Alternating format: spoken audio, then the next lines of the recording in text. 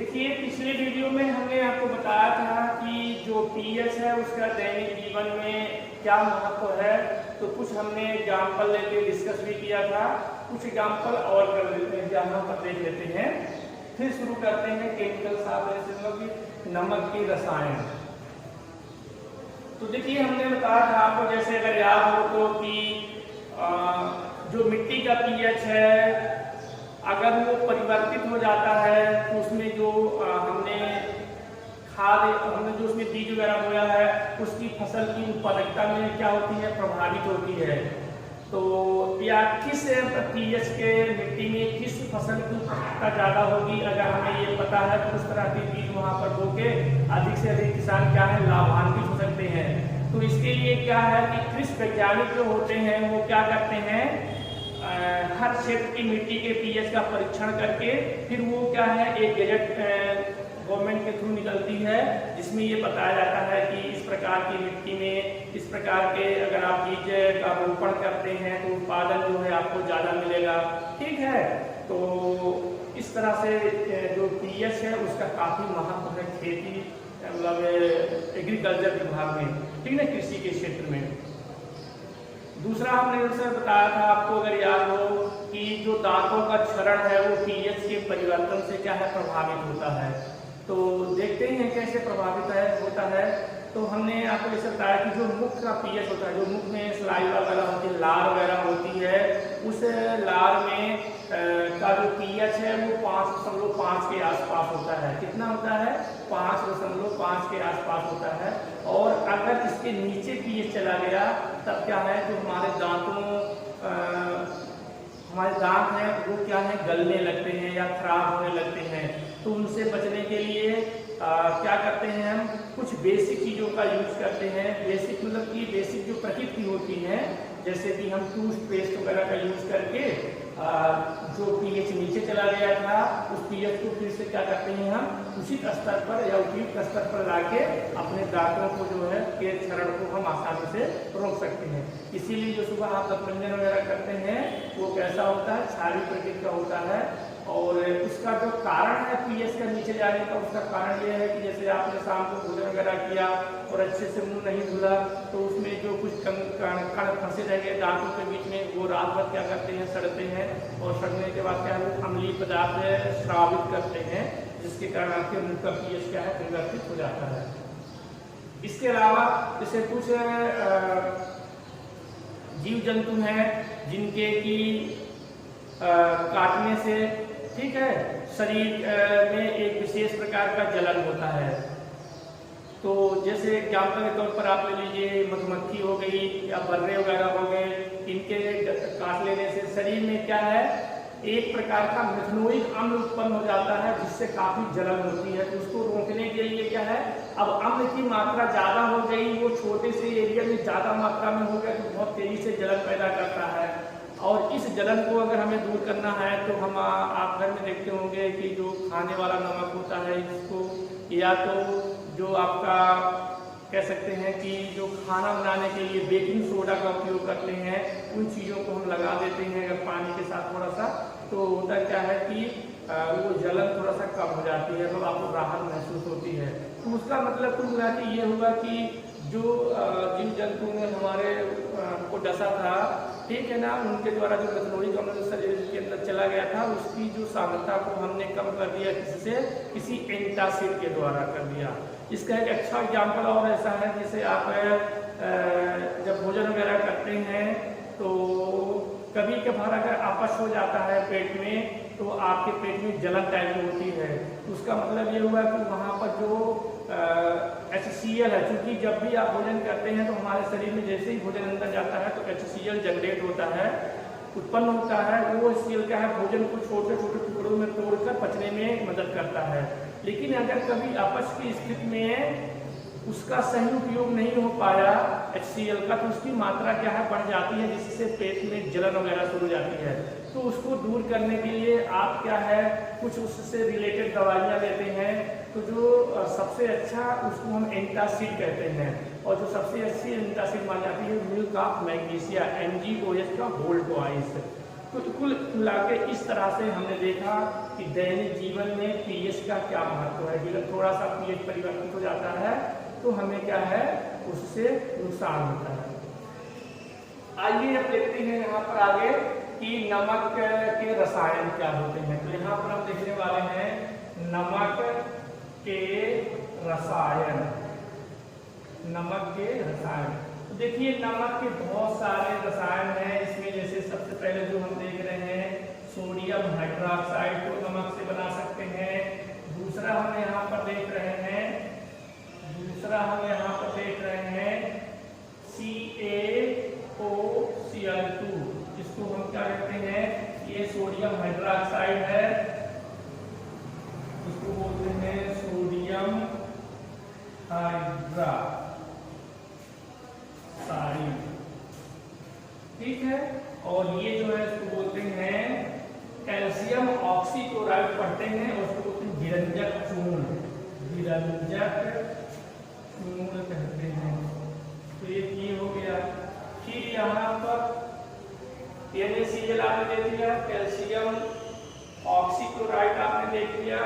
फिर यहाँ पर आगे जो है NaHCO3, ये कौन सा सोडा है, खाने वाला सोडा, ठीक है ना। तो इसको बोलते हैं बेकिंग सोडा।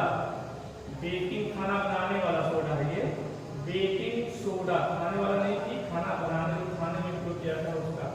और यहाँ पर नेक्स्ट हम देख रहे हैं Na2CO3.10H2O, और सबसे लास्ट में हम देख रहे हैं CaSO4.12H2O।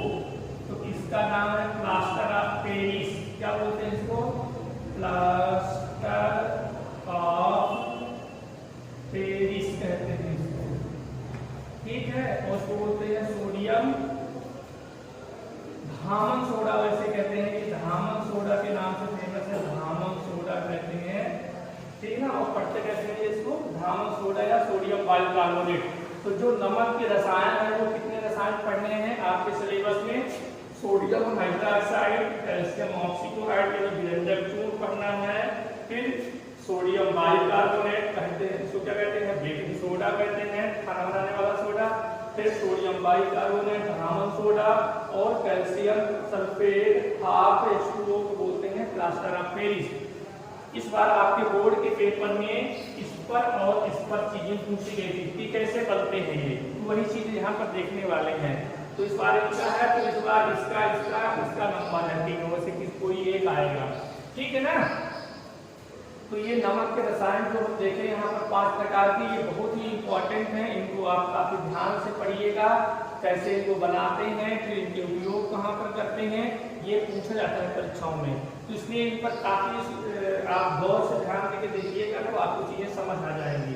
तो चलिए देखते हैं। तो अब हम इसको हटा देते हैं और एक एक करके हैं, इसको आप ऐसा लिख लीजिए तो आपके लिए थोड़ा सा सरलता रहेगी। तो चलिए ठीक है, इसको देखते हैं। तो अब हम सबसे पहले बात करने वाले हैं यहाँ पर सोडियम हाइड्रोक्साइड, कि सोडियम हाइड्रोक्साइड कैसे प्राप्त होता है, ठीक है। यहाँ पर सोडियम हाइड्रोक्साइड,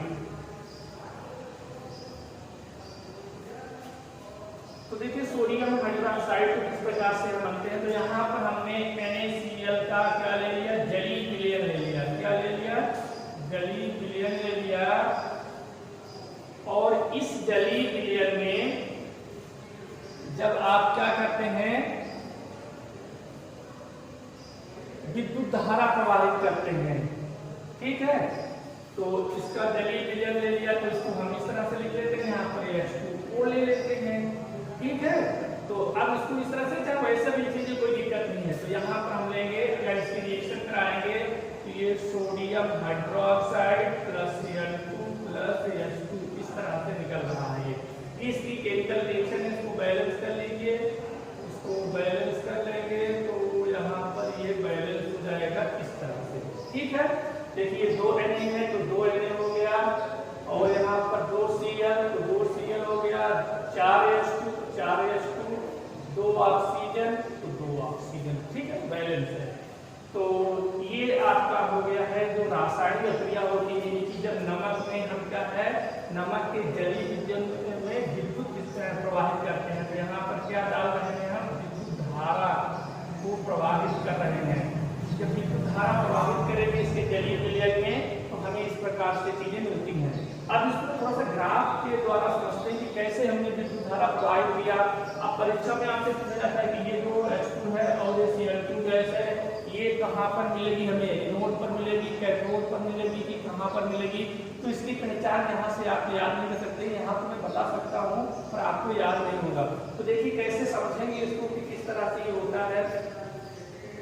तो यहाँ पर हमने एक इस तरह का कंटेनर ले लिया है। इस कंटेनर में क्या कर दिया हमने,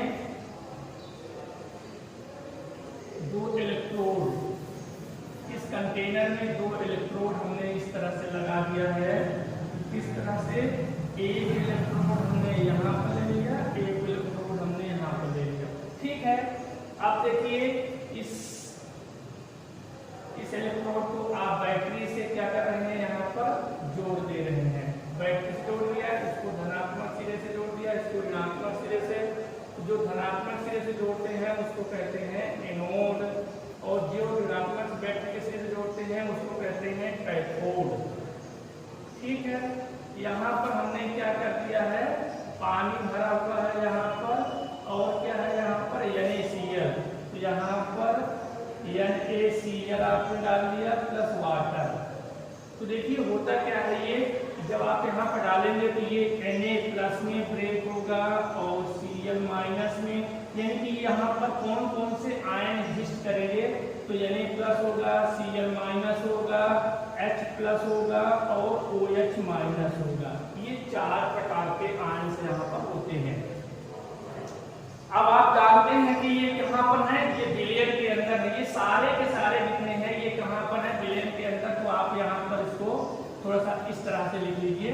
यहाँ पर आप Na+ दिखा दीजिए, कुछ Cl-, H+ दिखा दीजिए और OH-। इस तरह से बहुत सारे ये जो आयन्स हैं इस विलयन के अंदर क्या होंगे, पड़े होंगे।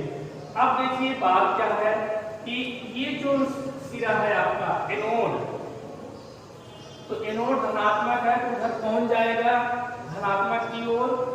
उधर धनात्मक की ओर आपका क्लोरीन जाएगा और ऋणात्मक की ओर कौन जाएगा, धनात्मक आयन। तो देखिए यहाँ पर 2 आयनों के बीच में, यहाँ पर H+ और Na+ के बीच में रेस हो रही है इस नोड पर पहुंचने के लिए। Na+ और H+ दोनों कर रहे हैं। अब देखिए चूंकि जो Na+ होता है वो क्या होता है, आयन अवस्था में काफी अस्थायी होता है। तो वह स्थायी प्राप्त करने के लिए क्या करता है, बहुत तेजी से भागता है और वो सोडियम से आगे रेस में निकल जाता है।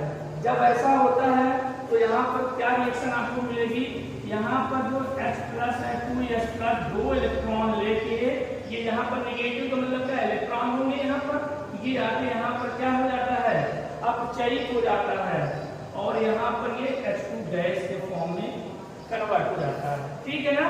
तो ये कहाँ की रिएक्शन है, ये कैथोड की रिएक्शन है। ये कैथोड क्लास की ये रिएक्शन हो रही है। तो इससे इन दोनों के रेस में कौन जीत गया, H+ जीत गया। क्यों जीत गया H+, क्योंकि छोटा था, ये जल्दी से भीड़ भाड़ में निकल गया। सोडियम थोड़ा बड़ा था, उसको निकलने में दिक्कत हो रही थी, वो नहीं निकल पाया। ये जल्दी से निकल के टारगेट तक पहुंच गया, तो ये जाके यहाँ पर क्या हो गया, अपचयित हो गया। इस तरह से इसकी रिएक्शन हो गई। अब रेस लगाते हैं इसमें किसकी, Cl- और OH- की रेस देखते हैं। जब इसकी रेस होगी यहाँ पर, तो यहाँ पर ये देखा गया कि Cl- जो है रेस में जीत गया। अब फिर से वही कॉन्सेप्ट कि Cl- का साइज हो सकता है कि OH- से छोटा रहा हो, ठीक है। तो अगर इस तरह से यहाँ पर होगा, ऐसी रेस होगी तो इसमें जो है Cl क्या करेगा, भिन्न हो जाएगा। जब Cl भिन्न हो जाएगा तो यहाँ पर Cl क्या करेगा, ये 2Cl जो है यहाँ पर 2 इलेक्ट्रॉन छोड़ के ये Cl2 में क्या हो जाएगा, ऑक्सीकृत हो जाएगा, ठीक है। तो ये Cl2 गैस में ऑक्सीकृत हो गया। और ये रिएक्शन कहाँ पर हो रही है, ये रिएक्शन हो रही है एनोड पर, ठीक है। तो आपने क्या देखा, यहाँ से आसानी से पता चल गया कि कैथोड पर हाइड्रोजन गैस है, उत्पन्न होती है, एनोड पर Cl2 गैस होती है। अब देखो विलयन में बचा क्या, ये लोग तो चले गए, एक यहाँ से H+ जो भी थे सारे के सारे चले गए, और यहाँ पर Cl- जो थे वो भी सब यूज हो गए, तो बचा क्या Na+ और OH। तो यहाँ पर Na+ विलयन में और OH जो है, अब बोले हम भी तो दो लोग बचे हैं तो हम भी रिएक्शन कर लेते हैं, तो ये रिएक्शन करके क्या बना लिए यहाँ पर सोडियम हाइड्रोक्साइड। इस तरह से आपके विलयन में देखिए ये बना हुआ था, तो ये इस तरह से बना हुआ है, Cl2 किस तरह से बना हुआ है, Cl2 इस तरह से बना हुआ है, H2 किस तरह से बना हुआ है, तो H2 इस तरह से बना हुआ है।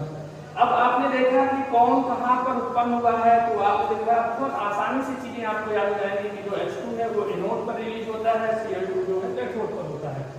अब इनके तीनों की बात करते हैं उपयोग की, ये मिल गए तो हमारे किस काम का, तो जो अब इनके उपयोग की बात कर लेते हैं, इसको बताते हैं और आगे देखिए कैसे हम इनके जो भी ये हमारे रसायन यहाँ पर बने हुए हैं उनका उपयोग क्या है। तो चलिए देखते हैं, इसको हटा देते हैं। अब यहाँ आपने नोट कर लिया होगा सारी बातें। अब देखते हैं कि H2 का उपयोग, तो जो H2 है ये क्या है, ईंधन के रूप में बहुत ज्यादा उपयोग किया जाता है, ठीक है। Cl2 का उपयोग अगर आप देखेंगे तो Cl2 का जो सबसे ज्यादा उपयोग है वो किसके रूप में है, जो PVC आप बनाते हैं, PVC जो पाइप वगैरह बनाते हैं उसमें Cl2 का उपयोग किया जाता है। और जो NaOH जो सबसे इंपॉर्टेंट है उसका उपयोग यहाँ पर NaOH की अगर हम बात करें तो सोडियम हाइड्रोक्साइड का उपयोग क्या है, जिससे जो धातुओं की सतह होती है उस पर जो ग्रीस वगैरह लग जाता है तो उसको छुड़ाने के लिए काम किया जाता है। तो यहाँ पर एक आप विरंजक के रूप में भी लिख सकते हैं, इसके विरंजक के रूप में भी इसका उपयोग किया जाता है। विरंजक मतलब किसी का रंग वगैरह उड़ाना, ठीक है। ये अब सोडियम हाइड्रोक्साइड को उपयोग देते हैं तो हम क्या बोल रहे हैं, धातुओं की सतह से ग्रीस को हटाना, ठीक है ना। ये ग्रीस या कोई भी ऐसा चिपचिपा पदार्थ है तो उसको हटाने में, ठीक है। और दूसरा उपयोग क्या हो जाएगा, जैसे आपकी पेपर इंडस्ट्री हो गई, कपड़े के उद्योग हो गए, उसमें क्या है कि हमें कभी कभी जरूरत पड़ती है कि उनके रंग को डाई को हटाने के लिए, तो वहां पर सोडियम हाइड्रोक्साइड का क्या है बहुतायत में उपयोग किया जाता है। तो ठीक है, इस वीडियो में हम यहीं तक कवर करते हैं। नेक्स्ट वीडियो में जो भी इसके अन्य रसायन है उस पर चर्चा करेंगे विस्तार से। तब तक के लिए